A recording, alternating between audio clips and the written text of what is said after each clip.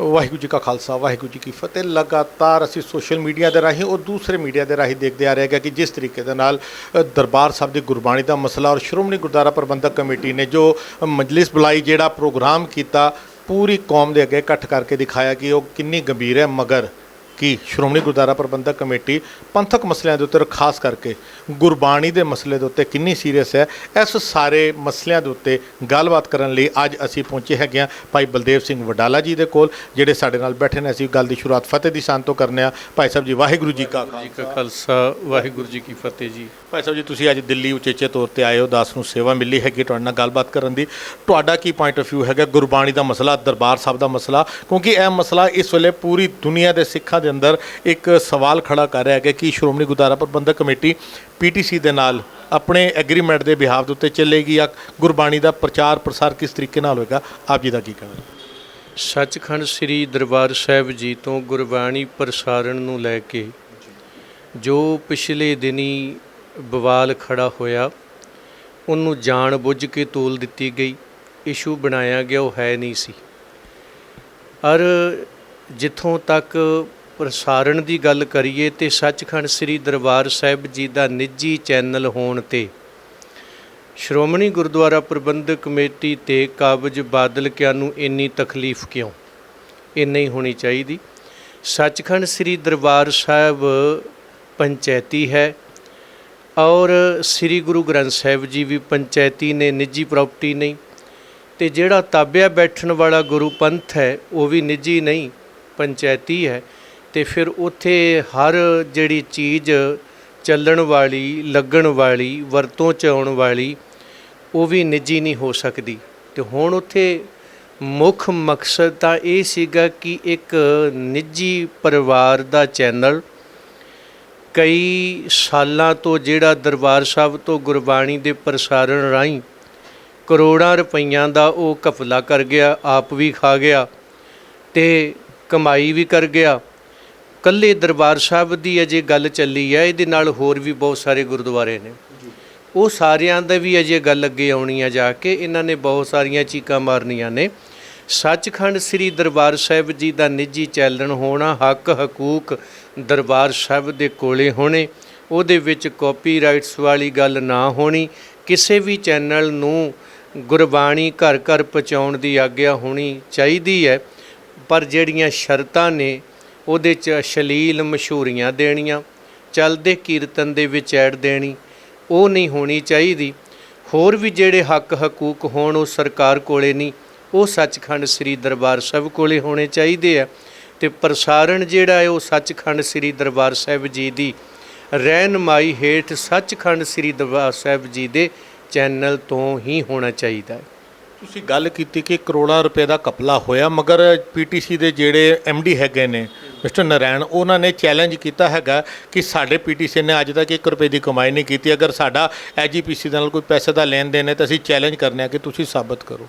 ਉਸ ਜਿਹੜਾ ਇਹਨਾਂ ਨੇ ਐਗਰੀਮੈਂਟ ਕੀਤਾ ਹੁਣ ਤੱਕ ਉਹਨੂੰ ਜਨਤਕ ਕਰਨ, ਕਿੰਨੇ ਸਾਲਾਂ ਤੋਂ ਕਿੰਨੀ ਐਡ ਚੱਲੀ, ਕਿੰਨਾ ਪੈਸਾ ਕਮਾਇਆ, ਉਹ ਸਾਰੇ ਦਾ ਸਾਰਾ ਖੁਲਾਸਾ ਸਿੱਖ ਸੰਗਤਾਂ ਦੇ ਸਾਹਮਣੇ ਕਰਨ। ਹੁਣ ਇਹ ਮੈਂ ਨਹੀਂ ਕਹਿ ਰਿਹਾ, ਇਹਨਾਂ ਦੀਆਂ ਹੀ ਰਿਪੋਰਟਾਂ ਕਹਿ ਰਹੀਆਂ ਨੇ। ਜੇ PTC ਚੈਨਲ ਦੇ ਜਿਹੜੇ ਉੱਥੇ ਕੰਮ ਕਰਨ ਵਾਲੇ ਮੁਲਾਜ਼ਮ ਸੀਗੇ, ਉਹਨਾਂ ਨੇ ਕਈ ਸਾਲਾਂ ਤੋਂ ਦਰਬਾਰ ਸਾਹਿਬ ਦੀਆਂ ਸਰਾਵਾਂ ਦੇ ਕਮਰੇ ਵਰਤੇ, ਜਿਨ੍ਹਾਂ ਦੇ ਹਜ਼ਾਰਾਂ ਲੱਖਾਂ ਰੁਪਈਏ ਜਿਹੜੇ ਸੀ ਕਿਰਾਏ ਦੇ ਬਣਦੇ ਹੋਏ, ਜਿਹੜੇ ਦਰਬਾਰ ਸਾਹਿਬ ਨੂੰ ਦਿੱਤੇ ਜਾਣੇ ਸਨ, ਉਹ ਵੀ ਇਹਨਾਂ ਨੇ ਅਜੇ ਜਮ੍ਹਾਂ ਨਹੀਂ ਕਰਾਏ। ਹੋਰ ਵੀ ਬਹੁਤ ਸਾਰੀਆਂ ਚੀਜ਼ਾਂ ਨੇ ਜਿਹੜੀਆਂ ਆਉਣ ਵਾਲੇ ਸਮੇਂ 'ਚ ਸਾਹਮਣੇ ਆਉਣੀਆਂ ਨੇ। ਔਰ ਬਦਨਾਮ ਚੈਨਲ ਹੈ ਇਹ PTC, ਕਿਉਂਕਿ ਪਿਛਲੇ ਦਿਨੀ ਇਹਦਾ ਜਿਹੜਾ ਸਕੈਂਡਲ ਸਾਹਮਣੇ ਆਇਆ ਸੀ ਆਪਣੀਆਂ ਹੀ ਬੱਚੀਆਂ ਦਾ ਸ਼ੋਸ਼ਣ ਕਰਨ ਦਾ, ਜਿਹਨੂੰ ਲੈ ਕੇ ਸਿੱਖ ਸੰਗਤਾਂ 'ਚ ਇਹਦਾ ਵਿਰੋਧ ਜਾਗਿਆ। ਤੇ ਇਹਨਾਂ ਦੇ ਜਥੇਦਾਰ ਨੇ ਕਿਹਾ ਸੀਗਾ ਕਿ PTC ਚੈਨਲ ਬੰਦ ਕਰਕੇ ਦਰਬਾਰ ਸਾਹਿਬ ਦਾ ਚੈਨਲ ਸ਼ੁਰੂ ਕੀਤਾ ਜਾਏ। ਜੇ ਅੱਜ ਉਹੀ ਗੱਲ ਭਗਵੰਤ ਮਾਨ ਨੇ ਕਰ ਦਿੱਤੀ ਹੈ ਤੇ ਉਹਦੇ ਚੱਤ ਕਥਨੀ ਕੀ ਹੋਗੀ ਕਿ ਐਡਾ ਵੱਡਾ ਤੁਸੀਂ ਰੌਲਾ ਖੜਾ ਕਰਤਾ। ਮੁੱਦਾ ਇਹ ਬਣਦਾ ਹੈ ਭਾਈ ਸਾਹਿਬ ਕਿ ਅਗਰ ਅੱਜ ਪੰਜਾਬ ਸਰਕਾਰ ਗੁਰਬਾਣੀ ਦੇ ਮਸਲੇ ਦੇ ਉੱਤੇ, ਬੇਸ਼ੱਕ ਉਹਨਾਂ ਦੀ ਮਨਸ਼ਾ ਸਾਫ਼ ਹੈ ਕਿ ਉਹ ਚਾਹੁੰਦੇ ਹੈਗੇ ਨੇ ਕਿ ਗੁਰਬਾਣੀ ਦਾ ਪ੍ਰਚਾਰ ਪ੍ਰਸਾਰ ਸਾਰੇ ਚੈਨਲ ਦੇ ਲਈ ਫ੍ਰੀ ਹੋਣਾ ਚਾਹੀਦਾ, ਮਗਰ ਜਿਹੜੇ ਪੰਥ ਦਰਦੀ ਨੇ ਉਹ ਇਹ ਕਹਿੰਦੇ ਨੇ ਕਿ ਅਗਰ ਅੱਜ ਪੰਜਾਬ ਸਰਕਾਰ ਐਸਜੀਪੀਸੀ ਦੇ ਕਿਸੇ ਵੀ ਕਾਨੂੰਨ ਦੇ ਅੰਦਰ ਚੇਂਜਸ ਕਰ ਰਹੀ ਹੈ ਤੇ ਅੱਜ ਸ਼ੁਰੂਆਤ ਗੁਰਬਾਣੀ ਦੇ ਮਸਲੇ ਦੇ ਉੱਤੇ ਹੋਈ ਹੈ, ਕੱਲ੍ਹ ਹੋਰ ਮਸਲਿਆਂ ਦੇ ਅੰਦਰ ਵੀ ਆਪਣੇ ਕਾਨੂੰਨ ਬਣਾ ਕੇ ਸਿੱਧੀ ਦਖਲਅੰਦਾਜ਼ੀ ਸਰਕਾਰਾਂ ਦੇ ਉੱਤੇ, ਸਰਕਾਰਾਂ ਦੇ ਵੱਲੋਂ ਇਸ ਸਾਰੇ ਮਸਲੇ ਦੇ ਉੱਤੇ ਹੋਏਗੀ।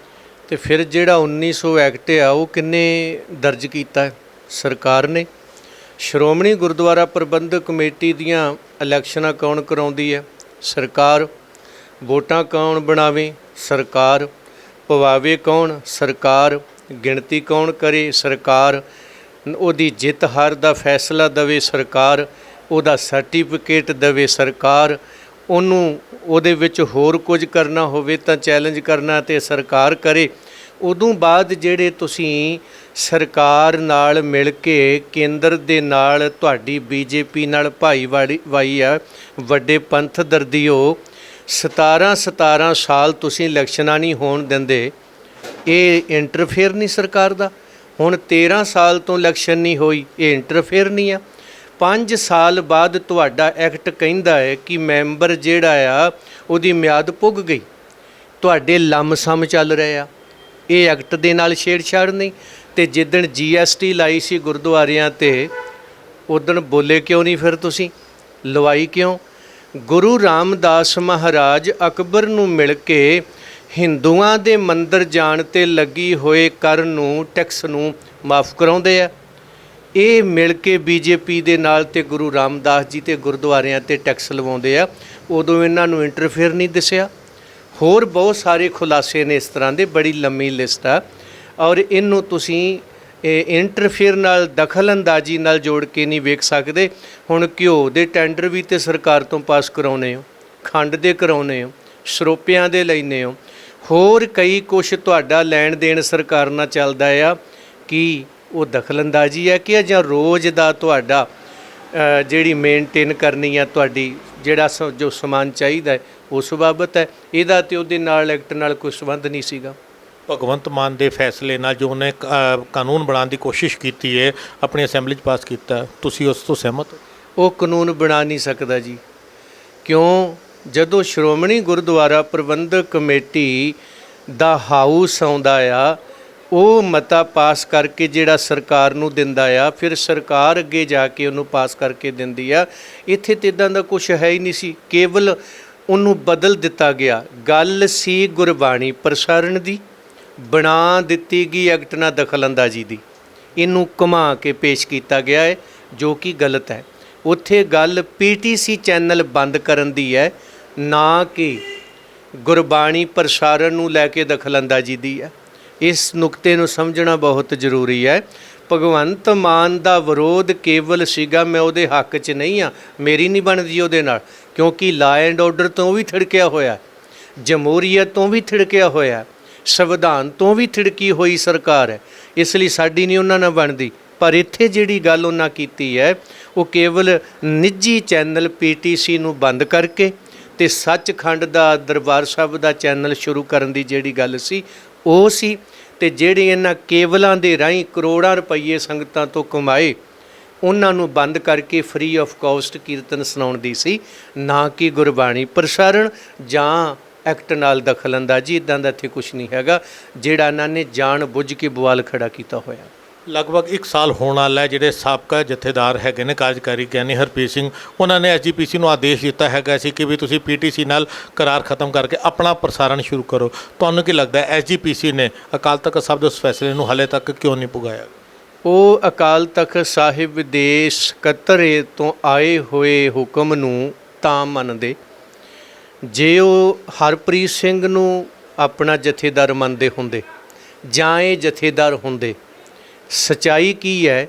ਮੁਲਾਜ਼ਮ ਜਥੇਦਾਰ ਨਹੀਂ ਹੋ ਸਕਦਾ, ਜਥੇਦਾਰ ਮੁਲਾਜ਼ਮ ਨਹੀਂ ਲੱਗ ਸਕਦਾ, ਜਥੇਦਾਰ ਐਡੀਸ਼ਨਲ ਨਹੀਂ ਹੋ ਸਕਦਾ, ਥੱਲੜੇ ਅਹੁਦੇ ਨੂੰ ਨਹੀਂ ਜਾ ਸਕਦਾ। ਜਿਹੜਾ ਇੱਕ ਵਾਰੀ ਜੱਜ ਬਣ ਜਾਂਦਾ ਆ ਉਹ ਦੁਬਾਰਾ ਵਕਾਲਤ ਨਹੀਂ ਕਰ ਸਕਦਾ। ਇਸੇ ਤਰ੍ਹਾਂ ਇੱਥੇ ਵੀ ਇੱਕ ਅਹਿਮਤ ਆ। ਔਰ ਅਕਾਲ ਤਖਤ ਸਾਹਿਬ ਤੇ ਗੁਰਦੁਆਰੇ 'ਚ ਅੰਤਰ ਹੈ, ਜੋ ਕਿ ਸਮਝਣ ਦੀ ਬਹੁਤ ਜ਼ਰੂਰਤ ਹੈ।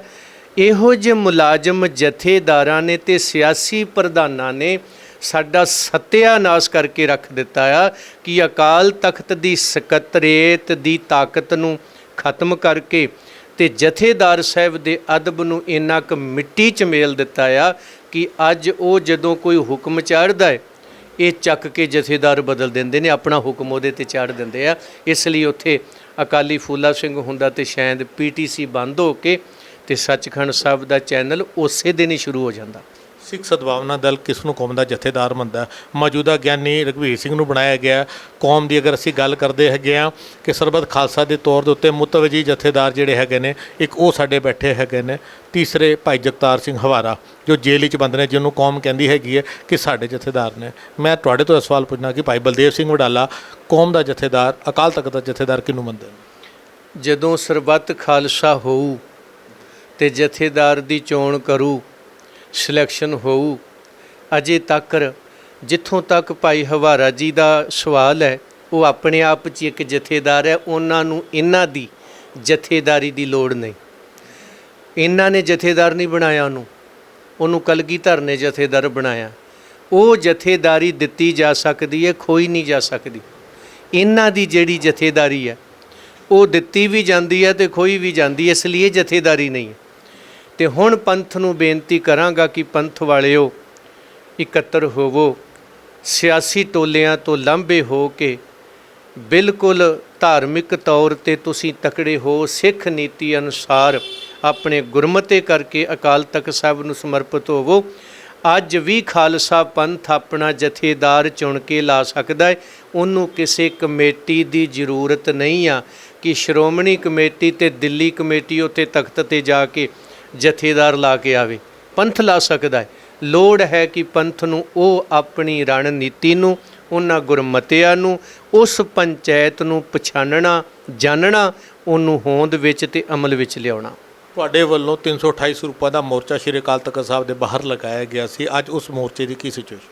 ਉਹਦੀ ਜੇ ਉੱਥੇ ਉਸ ਬਾਰੇ ਮੈਂ ਬੇਨਤੀ ਕਰਦਿਆਂ ਕਿ 328 ਸਰੂਪ ਮਹਾਰਾਜ ਜੀ ਦੇ ਚੋਰੀ ਵੇਚੇ ਗਏ। 9,92,886 ਅੰਗ ਚੋਰੀ ਛਾਪੇ, 2,04,536 ਅੰਗ ਲਾਪਤਾ ਕਰ ਦਿੱਤੇ, 9,82,700 ਰੁਪਈਆ ਸਿਆਹੀ ਤੇ ਕਾਗਜ਼ ਦਾ ਖਾ ਗਏ, ਪੇਸ਼ ਨਹੀਂ ਗਈ। ਇਹ ਲੋਕ ਸ਼ਬਦ ਵੀ ਖਾ ਜਾਂਦੇ। ਸੈਂਕੜੇ ਸਰੂਪ ਅੱਗ ਦੀ ਭੇਟ ਚੜ੍ਹ ਗਏ ਔਰ 10 ਲੱਖ ਫਰਮੇ ਪ੍ਰਾਈਵੇਟ ਲੋਕਾਂ ਤੋਂ ਫੜੇ ਜਾਂਦੇ ਨੇ। ਇਹ ਸਾਰਾ ਘਟਨਾਕ੍ਰਮ 2015 ਤੋਂ 18 ਤੱਕ ਦਾ ਹੈ। ਜਿਹੜਾ 18 ਤੋਂ ਲੈ ਕੇ 23 ਤੱਕ ਹੁਣ ਤੱਕ ਹੈ ਉਹ ਪੜਤਾਲ ਬਿਲਕੁਲ ਬੰਦ ਪਈ ਹੈ।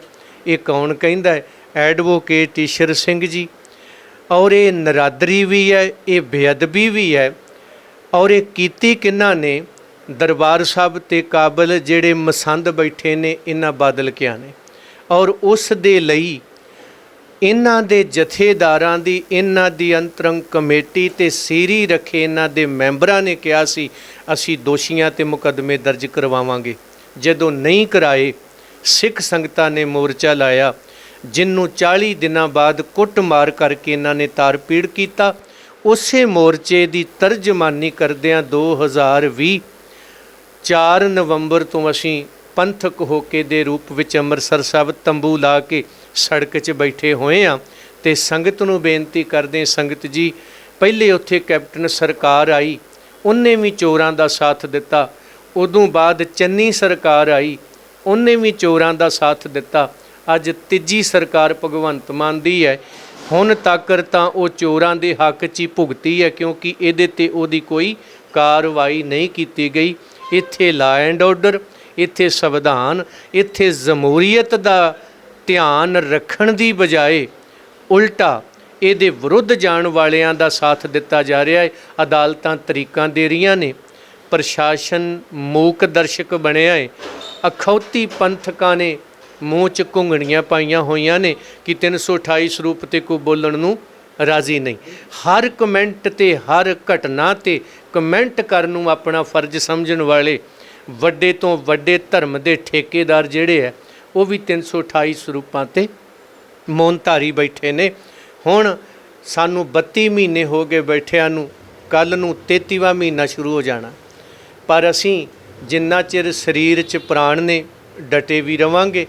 ਇਸੇ ਰੋਸ ਨੂੰ ਲੈ ਕੇ ਅਸੀਂ ਜਿਮਨੀ ਚੋਣਾਂ ਦੇ ਵਿੱਚ ਵੀ ਜਿੱਥੇ ਅਸੀਂ ਜਾਣਾ ਨਹੀਂ ਸੀ ਚਾਹੁੰਦੇ, ਅਸੀਂ ਉੱਥੇ ਵੀ ਫਾਈਟ ਕਰਕੇ ਆਏ ਹਾਂ ਇੱਕ ਰੋਸ ਵਜੋਂ ਕਿ ਜੇ ਤੁਸੀਂ ਸਾਡੀ ਗੱਲ ਤੱਪੜ ਤੇ ਬਹਿ ਕੇ ਨਹੀਂ ਸੁਣੋਗੇ ਤੇ ਮੈਦਾਨੇ ਜੰਗ ਦੇ ਵਿੱਚ ਅਸੀਂ ਤੁਹਾਨੂੰ ਸਾਹਮਣੇ ਵੰਗਾਰਾਂਗੇ।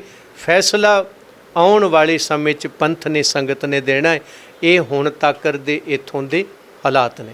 ਇੱਕ ਆਖਿਰਲਾ ਸਵਾਲ ਜ਼ਰੂਰ ਪੁੱਛਣਾ ਚਾਹਾਂਗਾ, ਕੇਂਦਰ ਦੀ ਸਰਕਾਰ ਯੂਨੀਫਾਰਮ ਸਿਵਲ ਕੋਡ ਲੈ ਕੇ ਆ ਰਹੀ ਹੈਗੀ ਹੈ, ਸਿੱਖ ਸਦਵਾਨਾ ਦਲ ਵਜੋਂ ਤੁਸੀਂ ਉਸ ਕਾਨੂੰਨ ਨੂੰ ਜੋ ਥੋੜ੍ਹੇ ਸਮੇਂ 'ਚ ਲਾਗੂ ਕਰਨ ਦੀ ਕੇਂਦਰ ਸਰਕਾਰ ਗੱਲ ਕਰ ਰਹੀ ਹੈ, ਤੁਸੀਂ ਕਿਸ ਨਜ਼ਰੀਏ ਦੇ ਨਾਲ ਦੇਖਦੇ ਹੋ? ਜਿੰਨੇ ਕੁ ਤੱਥ ਮੇਰੀ ਸਮਝ ਜਾਂ ਮੇਰੇ ਸਾਹਮਣੇ ਆਏ ਨੇ ਉਸ ਮੁਤਾਬਕ ਜਾਂ ਸ੍ਰੀ ਗੁਰੂ ਗ੍ਰੰਥ ਸਾਹਿਬ ਜੀ ਅਨੁਸਾਰ ਅਵਲ ਅੱਲਾ ਨੂਰ ਉਪਾਇਆ ਕੁਦਰਤ ਕੇ ਏਕ ਨੂਰ ਤੇ ਸਭ ਜਗ ਉਪਜਿਆ ਕੌਣ ਭਲੇ ਕੋ ਮੰਦੇ। ਇਹੀ ਸਿਵਲ ਕੋਟ ਔਰੰਗਜ਼ੇਬ ਲੈ ਕੇ ਆਇਆ ਸੀ। ਬੰਦੇ ਮਾਰਨੇ, ਰੋਜ਼ ਸਿਰ ਵੱਢਣੇ, ਮੈਂ ਸਾਰਿਆਂ ਨੂੰ ਇੱਕ ਕਰ ਦਿਆਂਗਾ, ਇੱਕੋ ਬੋਲੀ ਇੱਕੋ ਪਹਿਰਾਵਾ।